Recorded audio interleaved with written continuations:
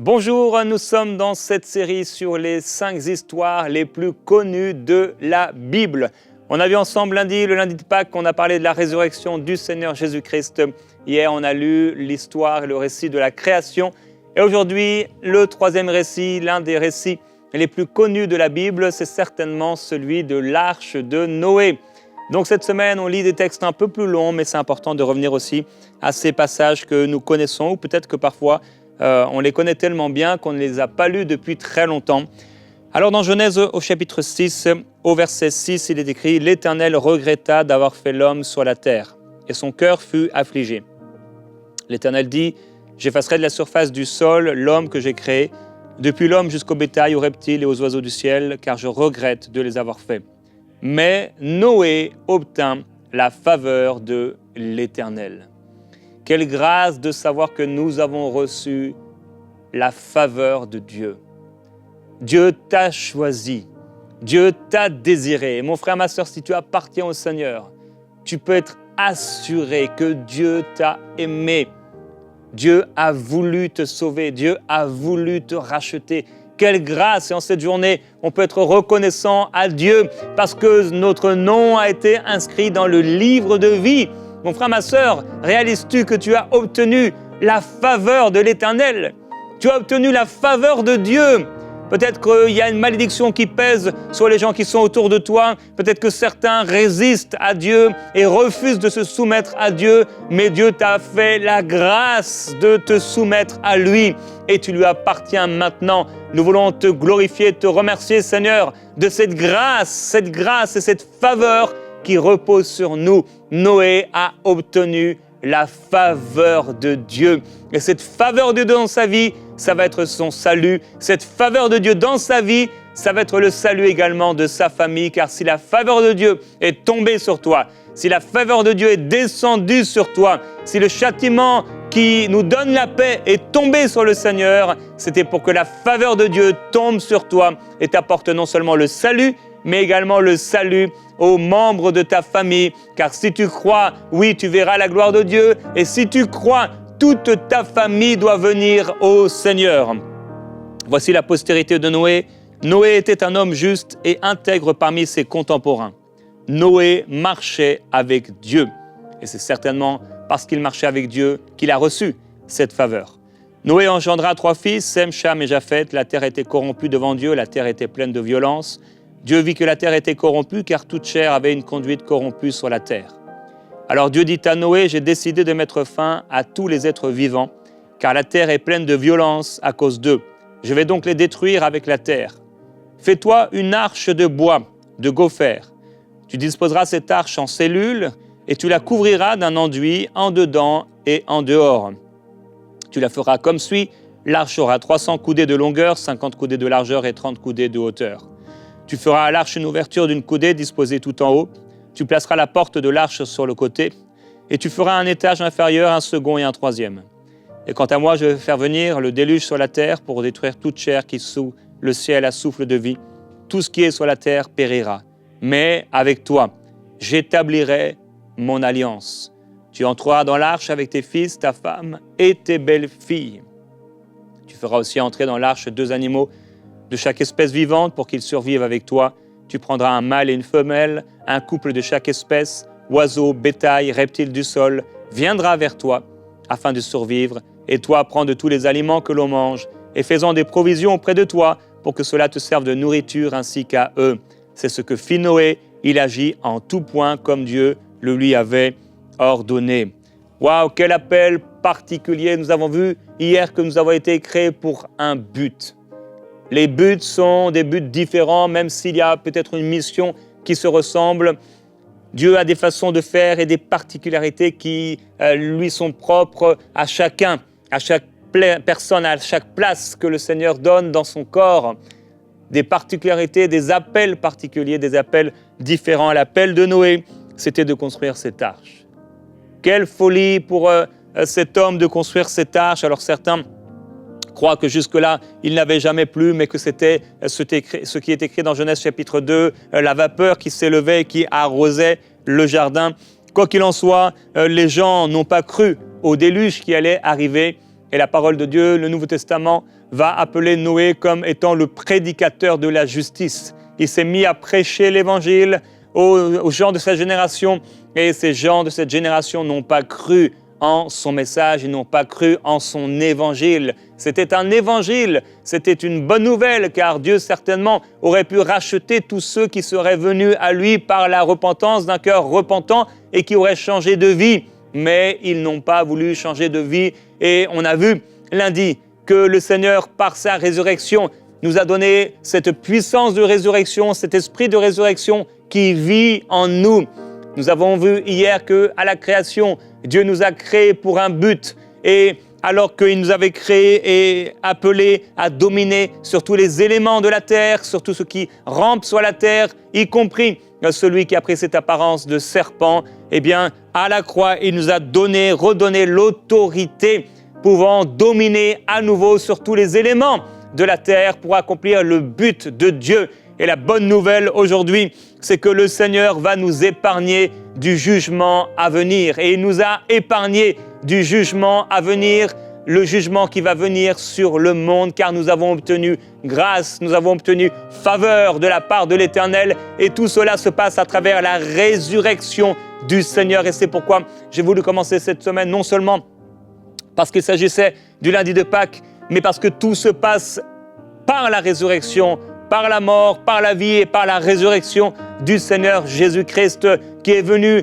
comme à l'origine à nouveau rétablir la domination donnée à l'homme et à ceux qui lui appartiennent, et également qui est venu, et il nous l'a montré à travers l'arche de Noé, sauver nos vies, et que nous puissions nous aussi, par le but, par la mission, par l'accomplissement de tout ce que Dieu nous demande de faire, sauver les nôtres et sauver nos familles. Alors il a accompli ce que le Seigneur lui a demandé de faire, et en fait il va passer plusieurs dizaines d'années à construire cette arche. Quelle fidélité, quelle persévérance! C'est ce message de l'arche de Noé. Il porte plusieurs messages en lui-même, mais l'un de ces messages, c'est que Dieu nous appelle à la persévérance et à la patience. Mon frère, ma sœur, il faut de la patience. Je l'ai dit hier, il y a eu 7 jours. Il y a eu donc plusieurs jours. Et parfois, nous n'aimons pas les phases, nous n'aimons pas les étapes, nous n'aimons pas les jours et les saisons. Nous voulons que tout aille tout de suite, que tout aille vite. Nous voulons tout de suite recevoir exactement le fruit. Mais avant de pouvoir manger le fruit, avant même de pouvoir voir le fruit, eh bien, il faut planter la semence. Cela prend du temps et Dieu l'a voulu ainsi. Et on peut être étonné de ce que Dieu, qui peut faire tout ce qu'il veut, il a voulu quand même garder un couple de chaque espèce qu'il avait créé.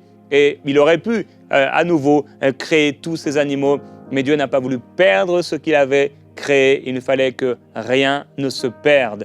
Et également, il va dire à Noé de prendre donc tout ce dont il avait besoin, toute la nourriture dont il avait besoin pendant ce grand voyage. Et on peut se dire là encore, mais Dieu aurait pu peut-être donner la force à Noé de multiplier le peu qu'il avait pris dans l'arche de Noé. Peut-être ces choses se sont passées, je ne le pense pas, mais cela aurait pu se passer, Dieu aurait pu le faire. Mais non, il a fallu que Noé prenne la nourriture dont ils auraient besoin. Et c'est comme ça que Dieu agit.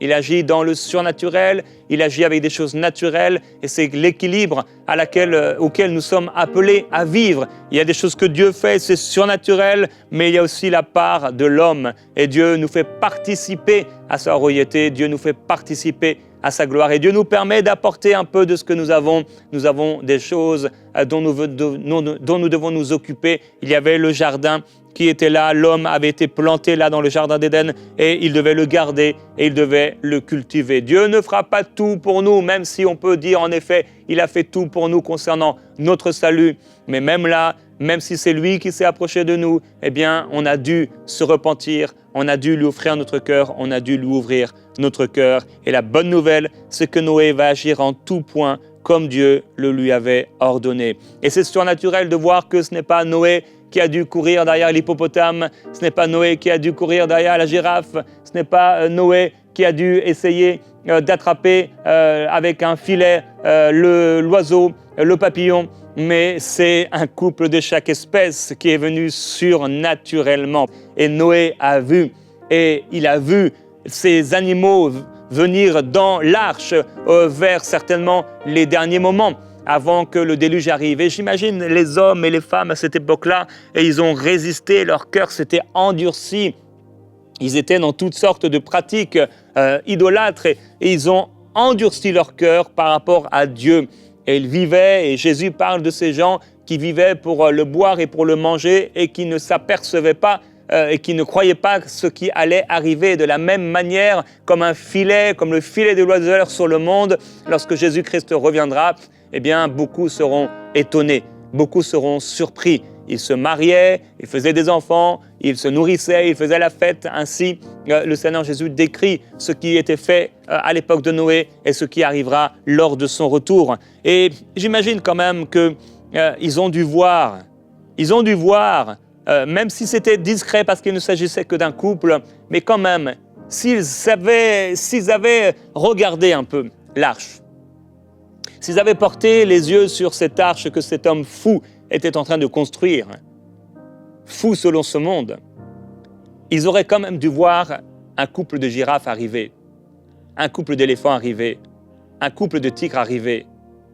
et voir que le tigre ne mangeait pas le chevreuil, un couple de chevreuils arriver, voir que le serpent ne mangeait pas la souris, et les voir entrer, les uns après les autres. S'ils avaient juste regardé, ils auraient pu voir qu'il y a quelque chose de surnaturel, que le message que cet homme était en train de donner était vrai et réel. Mais leur cœur était tellement dur que non seulement s'ils avaient vu, ils n'auraient pas cru quand même, mais également ils n'ont pas porté leurs yeux sur ce qui était en train de se passer devant eux. Jésus dira aux gens de sa génération, vous pouvez discerner le temps qu'il va faire demain, mais vous ne savez pas discerner les saisons de Dieu. Tout dans la création, et nous l'avons vu hier, raconte la gloire de Dieu. Toute l'œuvre de notre Seigneur raconte la gloire de Dieu. Toute la création nous montre qu'il y a un Créateur. C'est une folie pour l'homme de refuser de croire en ce Créateur et de s'y soumettre. Tout. Aucune de nos empreintes digitales n'est la même que quelqu'un d'autre sur cette planète. Rien que cela devrait nous amener à plier le genou devant l'immensité de la grandeur et de l'intelligence de Dieu, devant la grandeur extraordinaire de notre Dieu. Mais ils ont résisté, ils ont endurci leur cœur afin de ne pas voir, tout comme Pharaon refusait de voir, alors que les fléaux étaient annoncés. Il refusait, il résistait. Il résistait à ce Dieu qui peut sauver. Et Noé va agir exactement comme le Seigneur le lui a demandé. L'Éternel dit à Noé, entre dans l'arche, toi et toute ta famille, car j'ai vu que devant moi tu es juste parmi tes contemporains. Prends auprès de toi 7 couples de toutes les bêtes pures, le mâle et sa femelle, un couple des bêtes qui ne sont pas pures, le mâle et sa femelle, 7 couples aussi des oiseaux du ciel, mâle et femelle, afin de garder en vie leur descendance sur toute la surface de la terre. Donc il y en avait pour un, 7 couples, il y en avait pour d'autres, c'était un seul couple. Car dans 7 jours, moi je vais faire venir la pluie sur la terre, 40 jours et 40 nuits, et j'effacerai de la surface du sol tous les êtres que j'ai faits. Noé agit en tout point comme l'Éternel lui avait ordonné. Noé avait 600 ans lorsque le déluge survint sur la terre. Noé entra dans l'arche avec ses fils, sa femme et ses belles-filles pour échapper à l'eau du déluge. D'entre les bêtes pures et les bêtes qui ne sont pas pures, les oiseaux et tout ce qui rampe sur le sol, il entra dans l'arche auprès de Noé des couples, un mâle et une femelle, comme Dieu l'avait ordonné à Noé. 7 jours après, les eaux du déluge vinrent sur la terre, l'an 600 de la vie de Noé, le 2e mois, le 17e jour du mois. En ce jour-là, toutes les sources du grand abîme jaillirent et les écluses du ciel s'ouvrirent. Il y eut de la pluie sur la terre 40 jours et 40 nuits, bien sûr, qui nous font référence aux 40 jours et 40 nuits de Moïse sur la montagne, aux 40 jours de Jésus dans le désert. Ce jour même, Noé, Sem, Cham et Japheth, fils de Noé, la femme de Noé et ses 3 belles-filles entrèrent dans l'arche avec tous les animaux, selon leur espèce, tout le bétail, selon chaque espèce, tous les reptiles qui rampent sur la terre, selon leur espèce, tous les oiseaux, selon leur espèce, tout ce qui vole et qui a des ailes. Il entra dans l'arche auprès de Noé des couples de toute chair, ayant souffle de vie. Il en entra mâle et femelle de toute chair, comme Dieu l'avait ordonné à Noé. Puis l'Éternel ferma la porte sur l'eau. Alors, je n'irai pas le reste de l'histoire de ce déluge, mais toutes les autres montagnes vont être recouvertes, toutes celles qui sont sous la terre, et les eaux vont grossir sur la terre pendant 150 jours. Dieu va se souvenir de Noé, et les sources de l'abîme et les écluses du ciel vont être fermées. La pluie va cesser de tomber, et on voit par la suite, et je vous encourage à pouvoir le lire, les eaux qui vont diminuer. Au bout de 40 jours, Noé va ouvrir la fenêtre qu'il avait faite à l'arche, il va lâcher le corbeau qui va sortir et revenir à plusieurs reprises, et il va lâcher la colombe pour voir si les eaux avaient baissé à la surface du sol, mais la colombe ne trouva pas de perchoir pour ses pattes, elle va revenir, et finalement, elle va repartir alors qu'il prend patience, et cette colombe ne reviendra plus. L'an 601, le premier du premier mois, les eaux avaient séché sur la terre. Noé va écarter la couverture de l'arche, il va regarder, voici que la surface du sol avait séché. Le second mois, le 27e jour du mois, la terre était sèche. Waouh! Tant de temps passé dans cette arche. Vous imaginez la vie dans l'arche? Comment ça devait être étonnant, comment ça devait être particulier, comment ça devait être spécial. Il devait y avoir ça devait être sombre, avec tous ces animaux, tous ces bruits. En fait, c'était comme une bulle. Une bulle que la gloire de Dieu protégeait, que la gloire de Dieu gardait. Je crois que Dieu était en train de contrôler tout ce qui se passait à l'intérieur de cette arche, pour que Noé et sa famille ne deviennent pas fous en entendant tout le bruit de ces animaux. Il y avait un contrôle de Dieu pour que le tigre ne mange pas sa proie. Alors, certainement, il y a eu des moments de silence où tous les animaux étaient en train de dormir. Et Noé et sa famille pouvaient dormir. C'était un miracle. Un miracle. Cela a été un miracle. Tel le miracle du tombeau vide. Le miracle du tombeau vide, le miracle de la résurrection, nous dit encore aujourd'hui que Dieu est capable de nous protéger, que Dieu est capable de nous garder jusqu'au jour du retour du Seigneur. Et que tout ce que Dieu a prévu de faire, il le fera, quoi qu'en dise l'homme.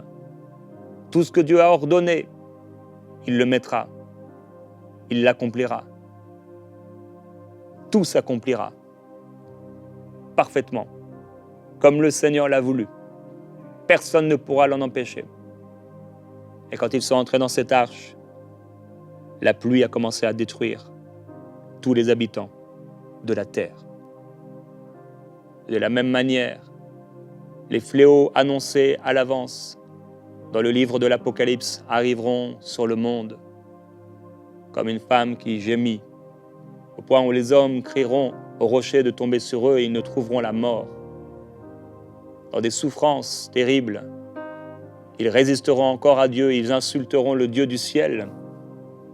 Mais nous, frères et sœurs, nous aurons été gardés dans cette arche, puisque le Seigneur viendra nous enlever à sa rencontre sur les nuées, dans les airs, à la rencontre de celui auquel nous avons cru, de celui que nous avons aimé.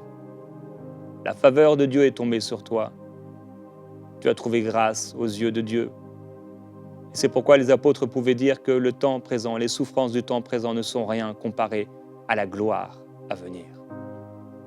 Frère, ma sœur, les souffrances du temps présent, toutes les fois où on se plaint, toutes les fois où on est triste, toutes les fois où on est découragé, ces choses ne devraient pas enlever notre joie.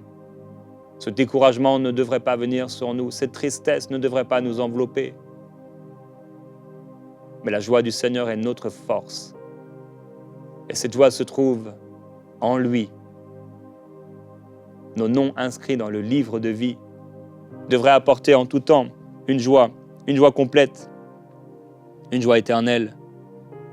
Le second mois, donc le 27e jour du mois, la terre était sèche. Alors Dieu parla à Noé en ces termes: sors de l'arche, toi, ta femme, tes fils et tes belles-filles. Fais sortir avec toi les animaux de tout genre qui sont avec toi, tant les oiseaux que les bêtes et tous les reptiles qui rampent sur la terre, qu'ils pullulent sur la terre, qu'ils soient féconds et se multiplient sur la terre. Noé sortit ainsi que ses fils, sa femme et ses belles-filles. Tous les animaux, tous les reptiles, tous les oiseaux, tout ce qui rampe sur la terre, selon leur genre, sortirent de l'arche. Imaginez-vous, quand la porte s'est ouverte. Waouh! Un nouveau monde. Tout doit repartir. La même manière que Dieu avait planté Adam puis Ève dans le jardin, Noé a dû recommencer. Ne t'inquiète pas de ce que tu as parfois l'impression de recommencer à zéro. C'est pour quelque chose de meilleur. Dieu veut dire à quelqu'un aujourd'hui, tu t'inquiètes pour peu de choses et tu t'inquiètes de ce que tu dois recommencer. Mais Dieu l'a voulu ainsi. Il faut que la graine de blé tombe en terre et meure pour porter du fruit demain.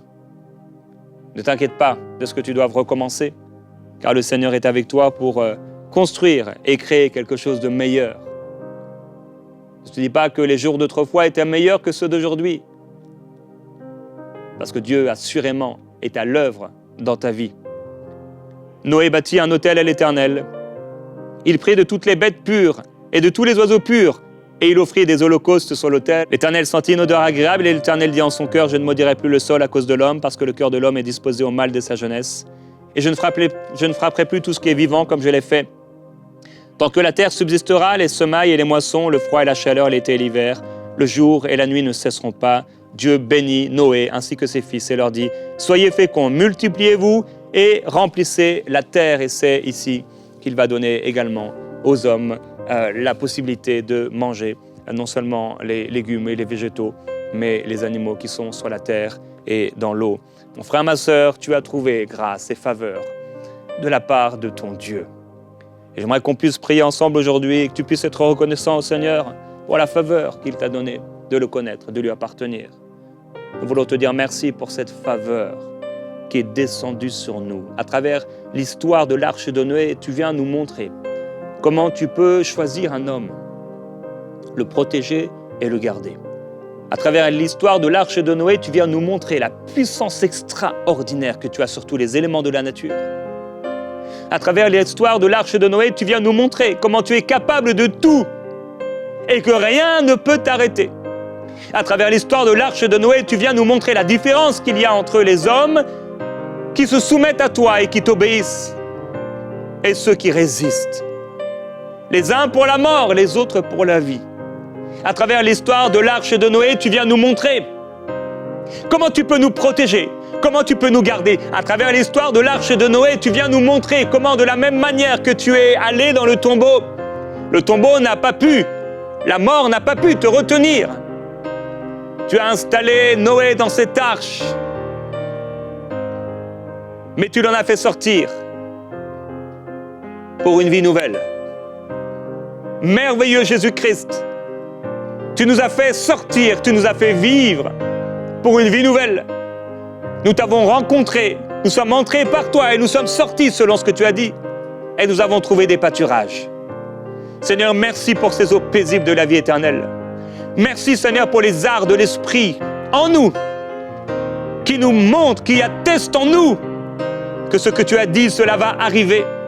Toute ta parole est oui et amen. L'histoire de l'arche de Noé nous montre que toute ta parole s'accomplira. L'histoire de l'arche de Noé nous montre que le salut n'est pas seulement pour nous-mêmes individuellement, mais pour nos familles. C'est pourquoi, Père, nous proclamons et déclarons le salut de toute notre famille.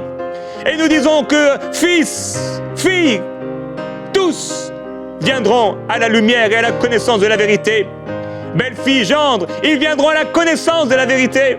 Par ta grâce, ils seront sauvés. Nous déclarons le salut de nos enfants. Nous déclarons le salut de nos familles.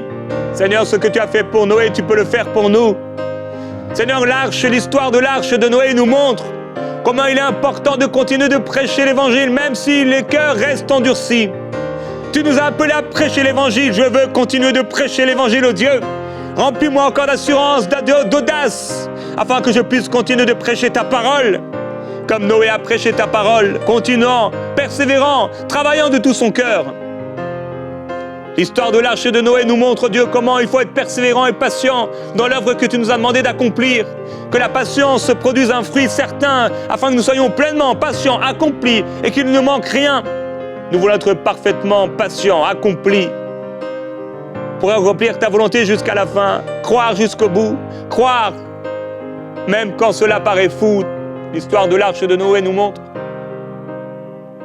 comment les choses qui paraissent être folles sont pourtant réalisées par l'aide de l'Esprit et par la foi. L'histoire de l'arche de Noé nous montre la folie de la foi, la grandeur de la foi, la puissance de la foi. L'histoire de l'arche de Noé nous montre ta puissance sur tout ce que tu as créé, les animaux qui sont à ton service et qui se soumettent à toi, et la domination de l'homme. Oh, l'histoire de l'arche de Noé nous montre que tu n'oublies pas l'homme. Tu t'es souvenu de Noé, tu ne nous as pas oubliés. Tu veux dire à quelqu'un aujourd'hui que tu ne l'as pas oublié, que même si son père, sa mère l'abandonnaient, toi tu ne l'abandonneras pas. Tu te souviens de nous, tu as pensé à nous, tu nous as choisis, tu nous as aimés, tu nous as créés pour un but. Ta faveur est sur nous. L'Esprit de Jésus-Christ, ressuscité d'entre les morts, habite en nous. Seigneur, merci. Merci pour l'Esprit de Jésus-Christ qui habite en nous et qui nous a redonné la domination que tu avais donnée à l'homme en Éden. Et merci pour l'Esprit de Jésus-Christ qui nous garde et qui nous sauve de la mort éternelle et du jugement qui viendra sur le monde. À travers ces trois histoires, Seigneur, tu nous montres ces choses, tu nous rappelles ces choses, et nous voulons te glorifier, te remercier de la vie extraordinaire que nous avons en toi. Merveilleux Jésus-Christ, l'histoire de l'arche de Noé nous montre que quand un homme est fidèle et qu'il croit, ce que tu lui as dit s'accomplira. Oui, Dieu, tu es fidèle.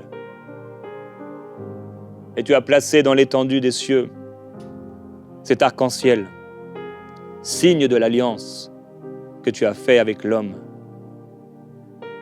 Cet arc-en-ciel qui a été volé, qu'on a voulu voler par ceux qui résistent,